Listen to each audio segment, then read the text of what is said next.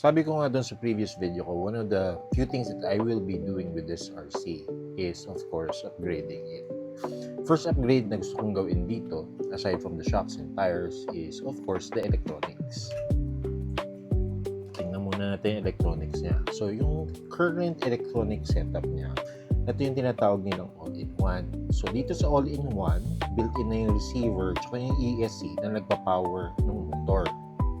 Yung servo, dyan rin yan nakakabit. Because normally, a servo is actually mated to your receiver.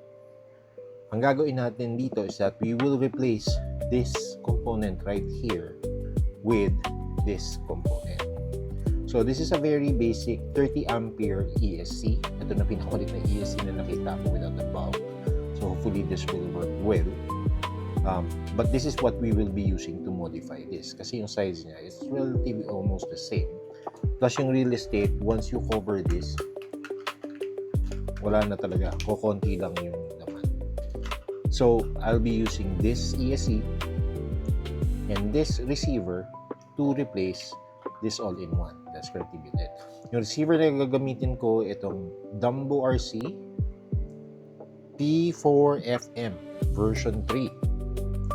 And ang radio na gagamitin ko is actually my Radiomaster MT12. I don't have that in this video, but yun ang radio na gagamitin ko. Hopefully, it will bind with this receiver properly. So, first step na gagawin natin is, of course, to remove all of the cables na nakakabit dito sa ESC. Ayoko kasing sobrang daming cables na nakatali dun sa loob. Masikip na yung space. So, might as well just replace all of the cables and put in new ones. Diba? For this task, gagamitin natin tong desolderer. So, nakita ko to and binili ko before to sa Orange app. Yung reason, ang maganda dito is that may built-in suction na siya at the same time soldering gun. So, madali na magtanggal ng mga solder joints na ganyan. Papakita ko sa inyo in this video. Pero before nyan, kailangan mo na painitin to the working temperature before you can use it. So, ready na siya. Nakamelt na ng tingga sa harap. Prep lang natin yung tip para mas madali i-suction. Okay. So, to use this, syempre, compress mo muna. Compress mo muna. And then, you put it where you want it to go.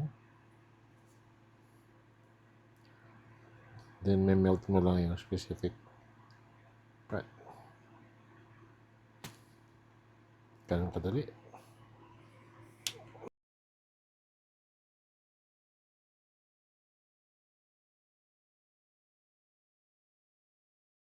I-test fit naman natin. Tingnan natin kung magkakasya siya at kung meron ba tayong kailangang i-gawing modification sa chassis na itong buggy para magkasya yung ESC. Natin.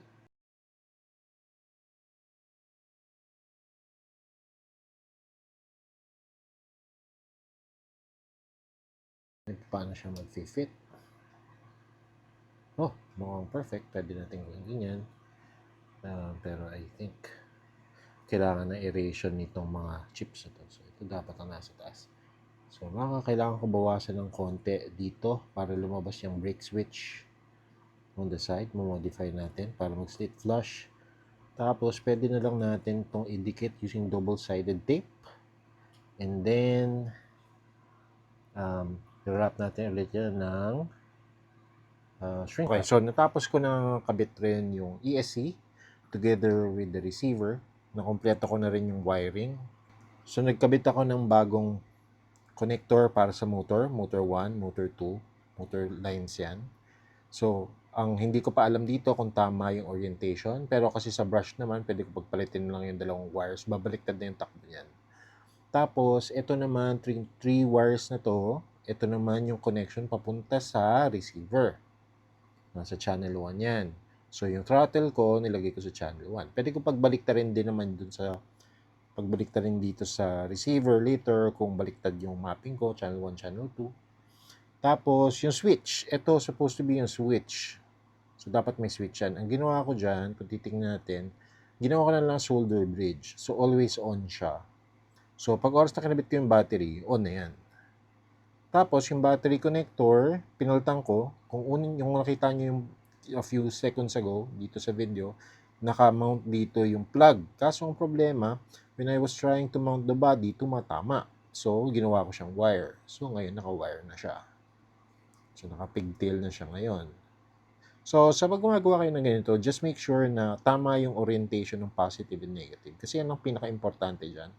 Especially dito sa servo. Kasi normally, ang servo ng mga surface RCs palaging nasa gitna. Okay? So, pula palagi ang positive. Huwag nyo lang pagbabalik na rin ng pula at itim, you should be okay with surface RCs. Tapos, yung sa servo, ang ginawa ko nga pala sa kanya, since iksi, hindi siya abot, tsaka iba yung plug, buti nakahanap ako ng adapter na to, yun nga lang right angle, galing to dun sa mga drones ko. So, pwede siya. So, kinabit ko, gumawa na lang ako ng servo extension. So, ngayon, if I plug this in, umiilaw na yung ESC, umiilaw na yung aking receiver. Ibig sabihin lang yan, tama yung positive and negative ko. Walang magic smoke na tinatawag nila. So, walang lumabas na usok. Uusok yan kasi 2S to. That's around 8 volts. So, kung nagkamali ako ng wiring dyan, umusok na to by this time. So, thankfully, walang umusok. So, ang next step natin dito is ibabind na natin itong setup na to dun sa aking MT12 with multi-module. Okay, mukhang successful naman ang pagbabind natin dito sa MT12 ko, itong ating bagong RC. So, nalipat ko na, hindi ko pa nasi-secure yung electronics, but I've already tested it. Na-map ko na rin dito sa MT12 ko ang throttle and steering.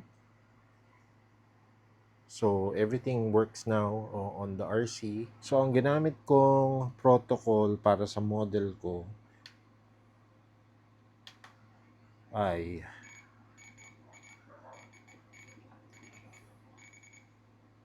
Radiolink tsaka Dumbo RC. So, kung gumagamit kayo ng receiver na ganito para dito sa project yung conversion ng electronics, so Radiolink Dumbo RC would be yung protocol na gagamitin ninyo. So, if I throttle, nag-unbind. Oh. I know why. Kasi yung antenna nakadikit sa wires. That's bad. Don't want that. Ga-unbind, oh. My radio is too near. Magkaka-interference yun. So, pag tinathrottle ko siya, magana. Reverse works. Steering also works. So, ayan. Okay na. Buo na siya. Kailangan ko na lang i-secure yung electronics dito sa RC. Pag na-secure ko na electronics, pwede na natin siyang i-test. Meron na siyang low speed control. Pwede ko na i-navigate sa kwarto. Dahan-dahan.